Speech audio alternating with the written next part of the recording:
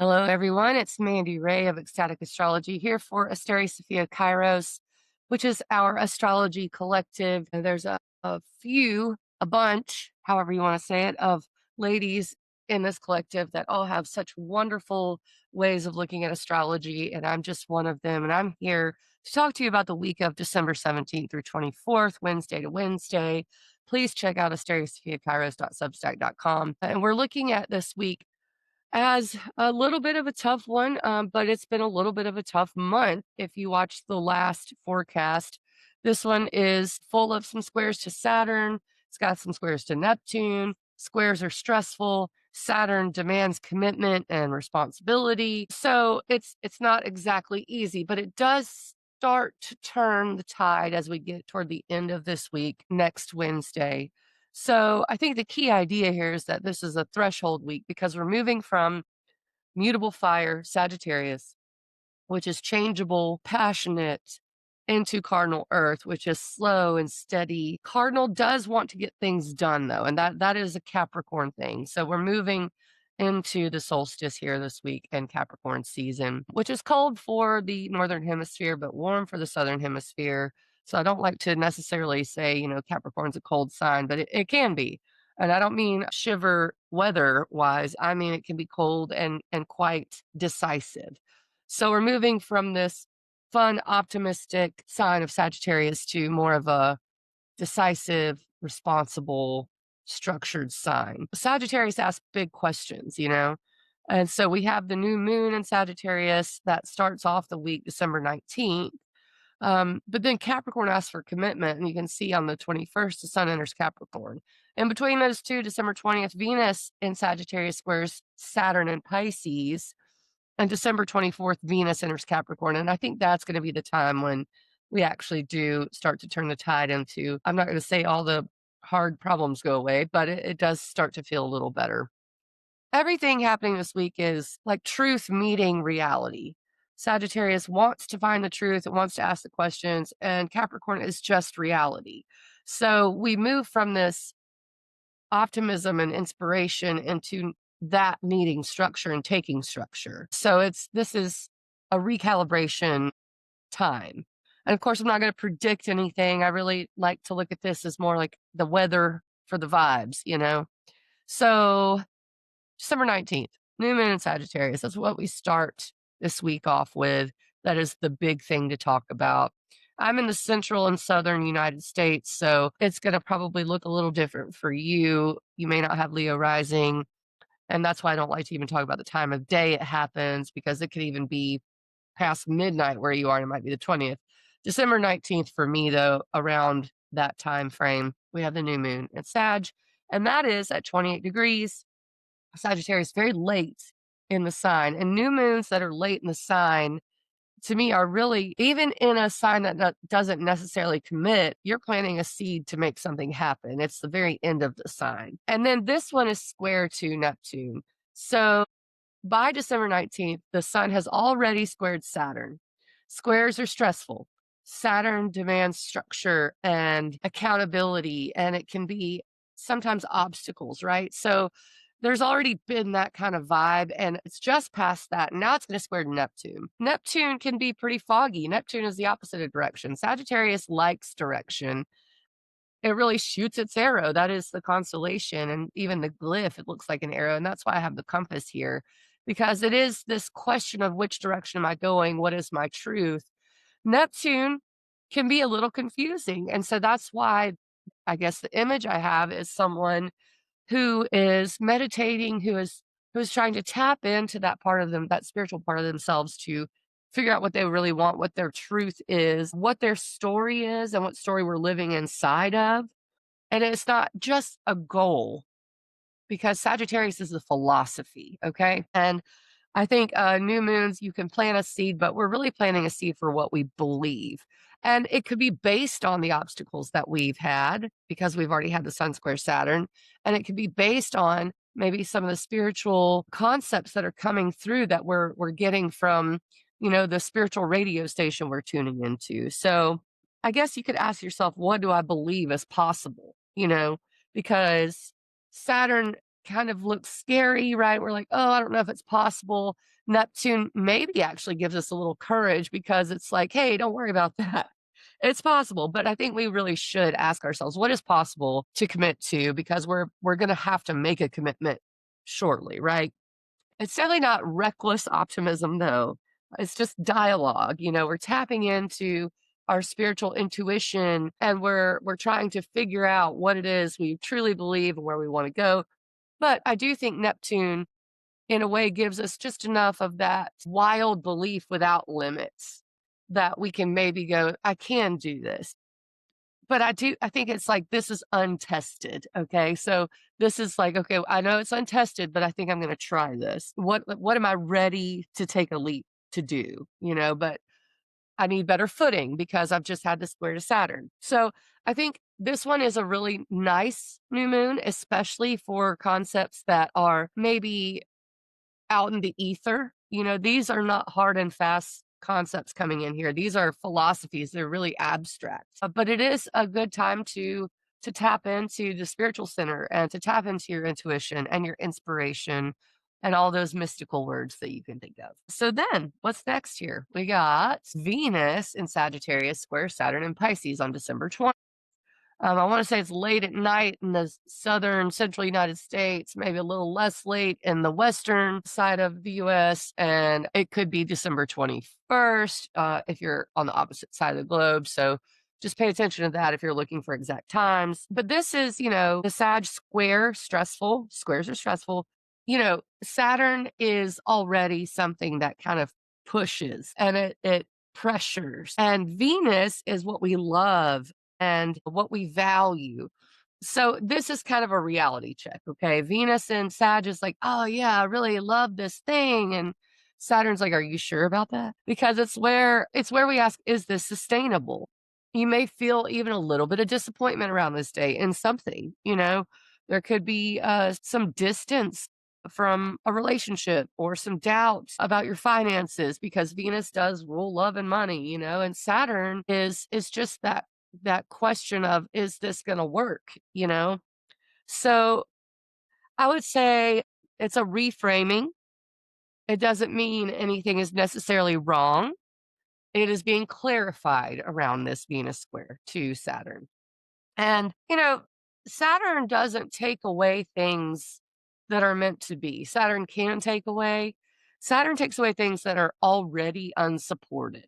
So I would say this is devotion, even in the face of doubt. That's why I have someone waving a flag. It's like, the flag bearer in battle who believes in their country and waves the flag even under the pressure of battle. And I'm not necessarily saying this is a battle situation. Please don't take it that way. But it is something we're trying to figure out, are we devoted to this? And at the same time, it should be noted that the sun is square Neptune at this time. So we still have that foggy sort of vibe from the new moon. But what I do like is that the moon and Mars are in Capricorn. It's a little more grounded than the new moon was the day before. So yeah, I would say, it's testing what we hold dear, what we want to commit to. I wouldn't force things around this time. Don't spend money to soothe yourself. That's not a good idea around this time. And especially with the sun square Neptune, it's listen to quiet signals as well. One other thing that I do want to mention is Mercury at the square point to the nodes. The nodes are where eclipses happen, and eclipses are known as points of fate. And I think this is significant as well. Mercury is how we think. And this is a turning point. It's like we do have to decide something, I think. It's called at the bendings, if you want to know the astrology term. And I thought that was significant as well for this specific transit. So, yeah, testing something, testing commitment, testing whether something actually is supported or whether it was just a pipe dream. So I would say I think the best thing to do is to listen and to make sure that you're not being overly deluded about something. I think it's helpful that when the sun is square Neptune, which is a time we can be deluded and delusional, that the Venus is square Saturn. So if something is not working, maybe pay attention to why that is. Okay. So December 21st, it's the solstice. Sun enters Capricorn. This is always one of my favorite times of year. It's like Yule, and we're going into the holidays, and it does feel magical. So I really like that. And it's the turning point of the light, and it is an anchor moment because if you think about it, especially in the Northern Hemisphere, things are really cold. If you were an ancient human, there wouldn't be much food to be had. You would have to make sure you were even prepared for the rest of the cold season, right? And I do tend to think of it like that because I live in the Northern Hemisphere. Either way, for either hemisphere, it's a turning point of light. It's when either the sun is going to start losing light in the Southern Hemisphere or in the Northern Hemisphere when it's exactly when we start to gain light again. So I think that's why it's so magical. The light even looks different from the sun around this time. So yeah, we've talked a little bit about Capricorn already. It's where things become, very clear if it's a responsibility or not. And that's the overarching theme. And you have to think about the fact that it's not just the sun, the moon is even there at the solstice, Mars is there at the solstice. So we've got a few things in Capricorn that are asking us where did the vision of Sagittarius, where does it become reality in Capricorn? So it's the beginning of a new solar cycle. And I think we focus on structure a lot when it is the Capricorn solstice. And I think the reason I have the water mill here is because it's not all earth. And that is because Jupiter is in Cancer. And that really stands out to me because that's the opposite sign of Capricorn. And the moon's almost opposite of Jupiter whenever we have the solstice. And so, the image of the water and the structure working together explains this moment in time really well. And then we also have the water of Saturn and Neptune in Pisces, which is also water sign, the North Nodes in Pisces. So I feel like this water mill is really descriptive. And, there's one more thing I want to talk about is that at the solstice, Jupiter and Chiron are almost exactly square. They squared sometime just hours before this. Okay. And I feel like this is a moment where we have to really find out who our people are. And I think also that was the day before with Venus square Saturn, a time where we figure out what we commit to, but also for our own safety, our own good. That's what Cancer does. It looks at our safety. And Chiron is the wounded healer, so there's some emotional aspects to this solstice, so where do emotions and energy flow best, I guess, when they have the right container of Capricorn? I think that's a good way to put it. It's good during this season, especially because we're still in that kind of new moon time to choose something to commit to. And it doesn't have to be perfect, but especially choosing one thing to focus on and choosing to focus on your own healing, your own family, your own safety. I think that's a really good thing to do during this specific solstice season, probably all of them, but this one specifically because of Jupiter and Cancer.